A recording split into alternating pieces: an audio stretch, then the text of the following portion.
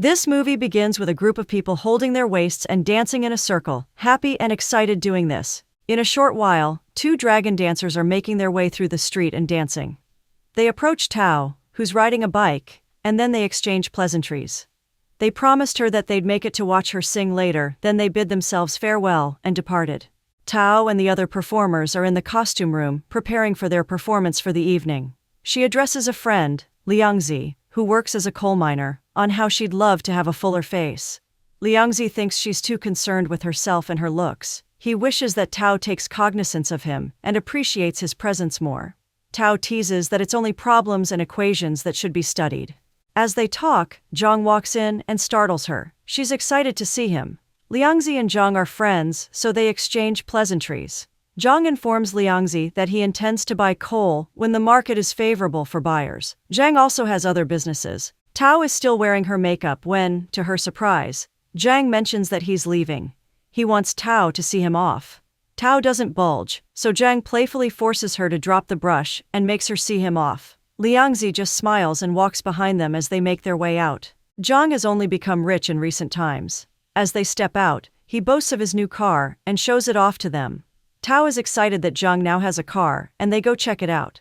She teases Zhang to take them for a spin soon, and Zhang promises to take them to New York. Tao reminds him that he'd have to cross the Pacific to achieve that, and Zhang jokes in return that his geography was never good. Zhang enters his car and zooms off. It's now evening and the cultural buzz is loud. The whole town is gathered together and merry with their Chinese culture on full display. Sounds of cymbals echo. Dancers with heavy costumes and makeup are entertaining onlookers. As the cymbals continue to sound, Tao walks up to the microphone, holding an umbrella as part of her costume, and she starts singing. As the display continues, spectators are jammed together with their bodies pressed against each other. The next day, Zhang takes Tao for some driving lessons. Tao moves the car as though she's been driving for ages. This scares Zhang, who asks her to take it easy. Tao laughs and tells him she knows what she's doing. Tao and Zhang move the steering wheel in opposite directions, causing an accident. The car hits a concrete signpost. The damage is minimal, and Zhang assures Tao that he can handle it. Zhang tries to act as if the damage is nothing at all, but when he kicks the front bumper, it falls off. At that moment, Liangzi walks in. Tao and Liangzi leave Zhang as he promises that he can handle the situation. Later that evening, Zhang meets up with Tao and suggests they go on their next ride without Liangzi. Zhang thinks 3 is a crowd. He thinks there's much more fun when it's just the 2 of them. Tao thinks otherwise though. It has always been the 3 of them. While they talk, Liangzi stands a bit far off from them and lights the fireworks.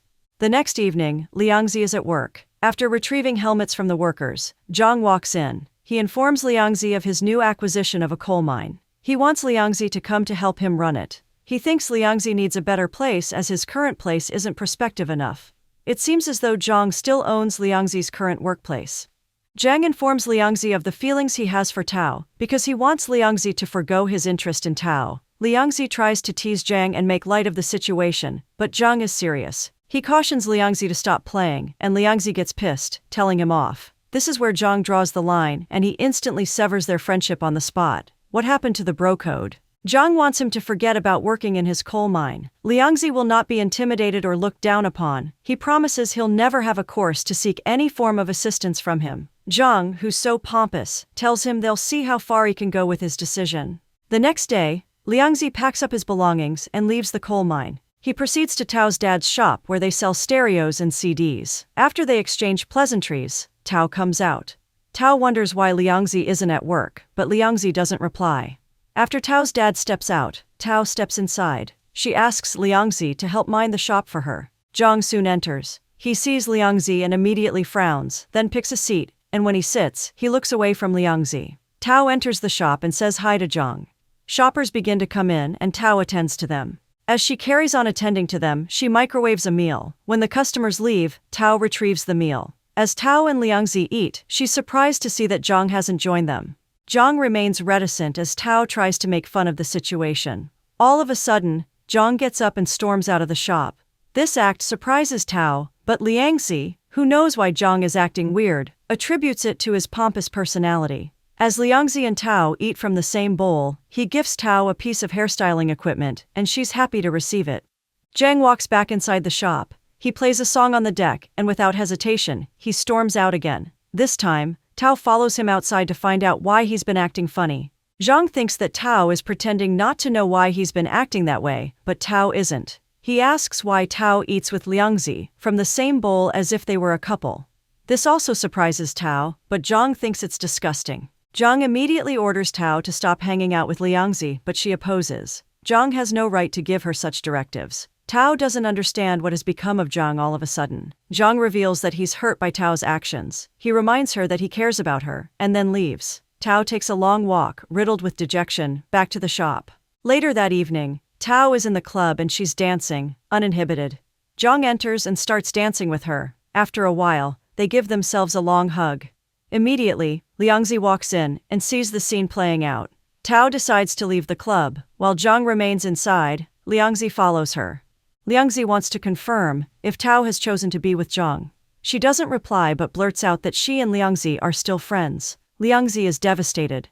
As they stand there, Zhang walks in. He insists that Liangzi is high on substances, hence his constant stalking of Tao.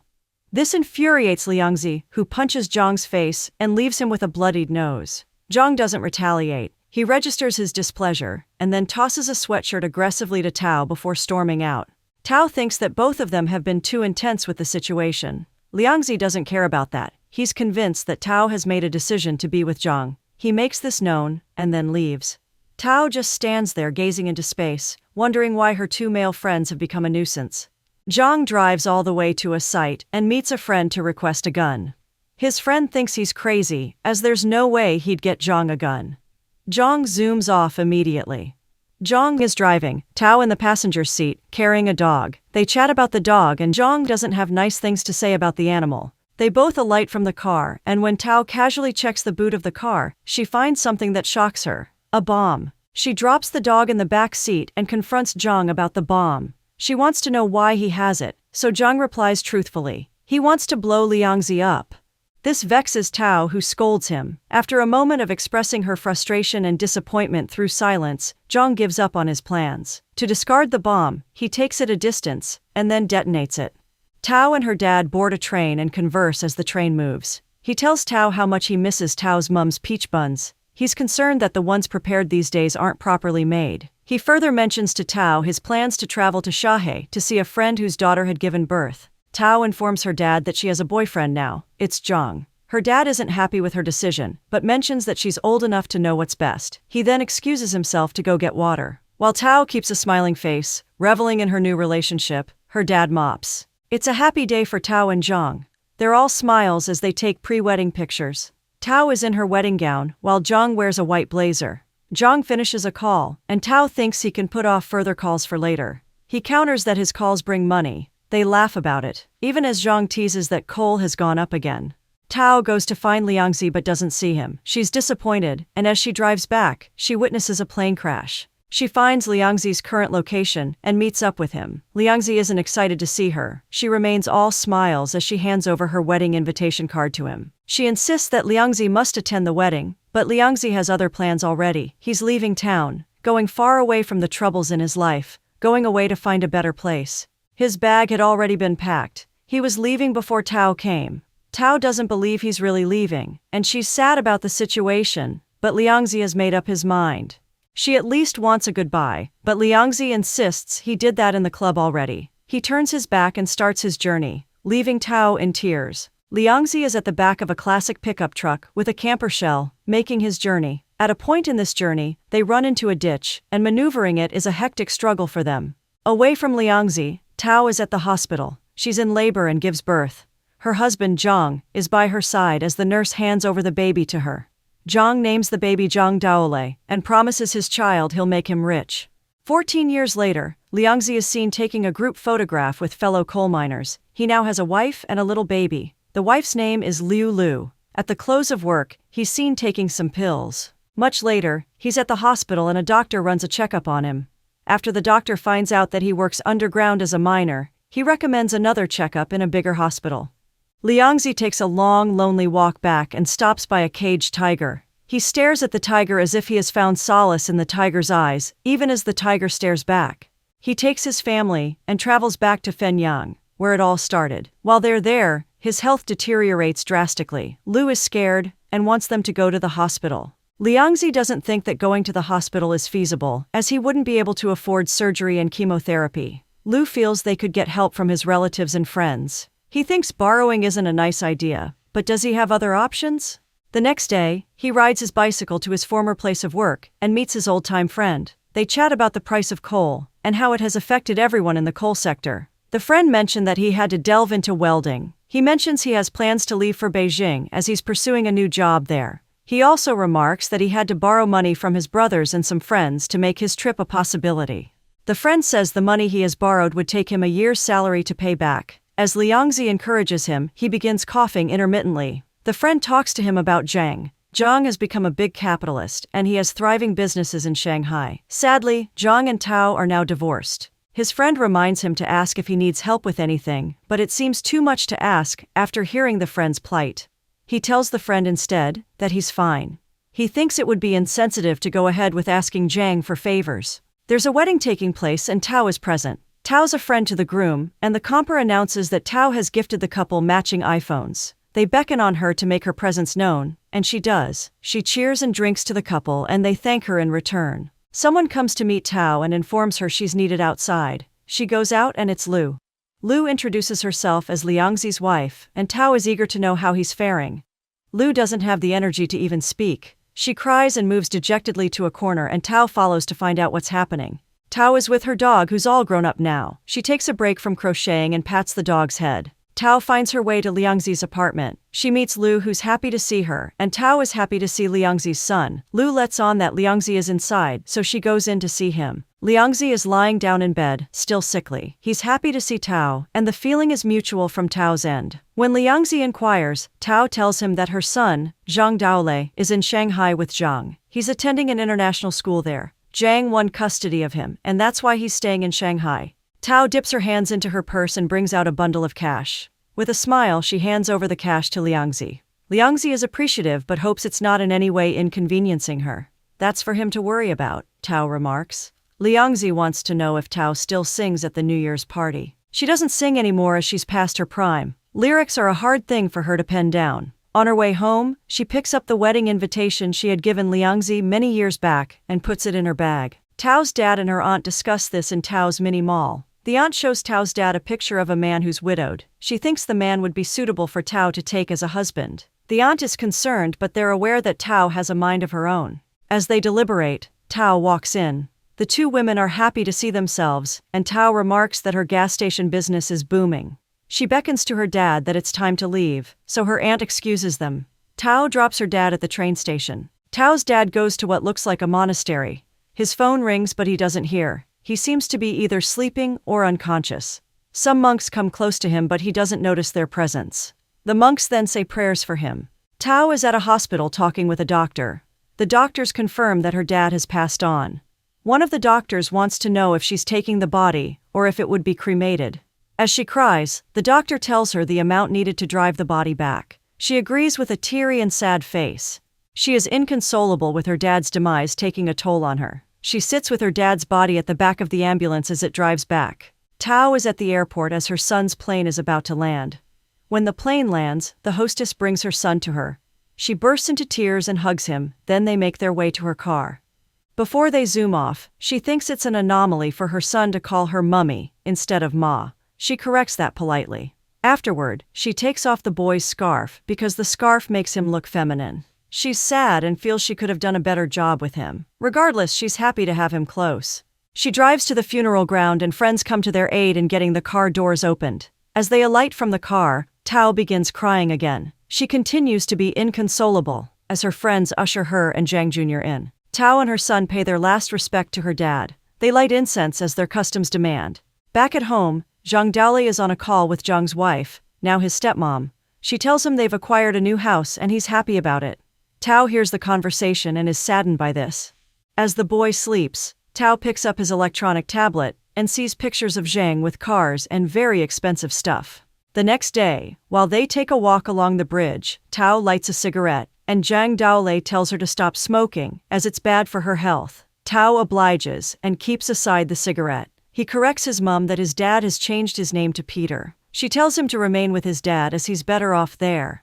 Tao and Zhang Daolei board the train as he heads back. Zhang Daolei wants to know why they're boarding a plane, and Tao tells him she wants to have ample time with him. Tao hands him a set of keys to her apartment, and this implies that he's welcome anything he deems it for to visit.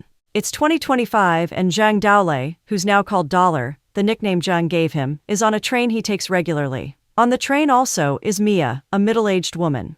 Dollar walks up to her and starts a conversation. Mia reveals that she just moved over to Australia. Yes, this means that Dollar and Zhang now live in Australia. They're in a classroom with Mia teaching the students some Chinese. Mia teaches to a point and wants to know Dollar's mom's name, but Dollar replies that he doesn't know that, as he hasn't had access to her for a long time. She quizzes further on how Dollar got his nickname, but he doesn't know that either. The class speculates, and he joins them in making fun of his name and the fact that he doesn't know his mom. Zhang drinks with some friends as they relive their past stories. Dollar walks in and asks for his dad's key as he's misplaced it. He wants to have a talk with his dad, but there's a language barrier. Zhang still doesn't speak English even after many years outside China. Dollar finds it hard to communicate with him. Dollar devises a means to pass his message. He sends Zhang texts, and when Zhang returns and finds the texts, he uses a translator. Dollar wants to stop schooling and Zhang is slightly furious. He thinks all Dollar needs now is to learn Chinese, but Dollar is fed up with learning Chinese. It gets intense with Zhang shoving and poking Dollar. He thinks the only thing that makes sense is his son learning Chinese, but Dollar doesn't care anymore. He gets angry and decides to take a walk to the riverside. Maybe nature's charm can help him clear his head and put him in a better place. Dollar serves guests in a restaurant as it's his job. He also doubles as a delivery guy. He's seen making some deliveries and the last one is for Mia. She's excited to see him and asks that Dollar come in. He enters and Mia makes him feel welcome. They have a friendly chat before Dollar leaves. Back in school, Mia announces a 10-minute break, after which they'd listen to some old Chinese songs. It's part of the class curriculum. As the class goes into recess, Dollar walks up to Mia and they bond a bit. She plays some Cantonese songs for Dollar, who confirms that the songs sound very familiar. He can't recall, but Tao would always play these types of songs for him anytime he was with her. Dollar moves from the song topic and wants to know Mia's history. She obliges and tells him she's from Hong Kong, but moved to Toronto in 1996. Dollar tells her that it was his dad's decision to come to Australia. Mia still wants to know what Dollar's mom's name is, but he really doesn't remember. He was just a kid the last time they met. Mia and her ex-husband walk into the restaurant where Dollar works. Dollar doesn't try to prove he knows Mia and lets them be. Mia and her ex are going through a divorce, and they're meeting there to discuss. Mia thinks that the ex has been insensitive and doesn't want a divorce amicably. She thinks her proposal, sent by her lawyers, is a fair one. There's a little back and forth, as Mia makes her stance known. Mia takes the long walk, filled with frustration, back to her apartment. Not too long after, Dollar comes and knocks on her door. This time he doesn't come for delivery but as a friend. Mia lets him in and he hands over a box of food to her. Mia apologizes for earlier. Dollar thinks it's no big deal and lets her know he's mature enough to understand. Mia wants to know how old he is, but he dodges the question. Mia knows the age difference is wide. Dollar instead starts telling her to put the issue with her ex-husband aside and not let it bother her. They end the night eating the meal that Dollar brought. Dollar brings Mia to his dad. He says he needs to talk to his dad, but the language barrier has been a problem, so he wants Mia to help translate. They sit and the meeting begins. As usual, Zhang has a cup with a drink in hand. The table in his room always has a bottle of gin and guns on it, and this day isn't any different.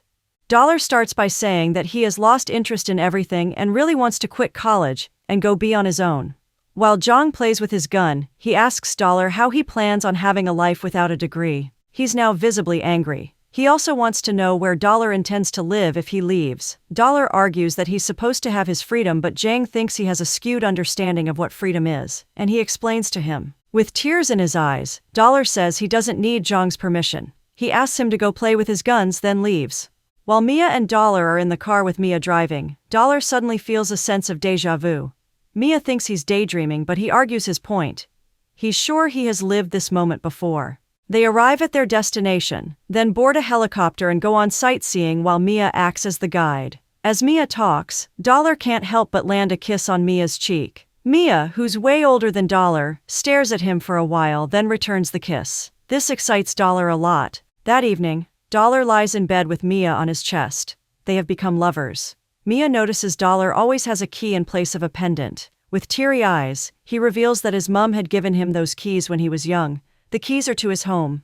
He laments that the last time he saw her, he was 7. It's painful to him that he has no memory of her. As he cries, Mia sympathizes with him and kisses him. For the first time, he mentions Tao's name to Mia. Mia advises Dollar to find time to visit her. Mia tells her story. When she first came to Australia, she wouldn't let her phone be far from her, as she was always eager to hear from her mum, who was already old at that time.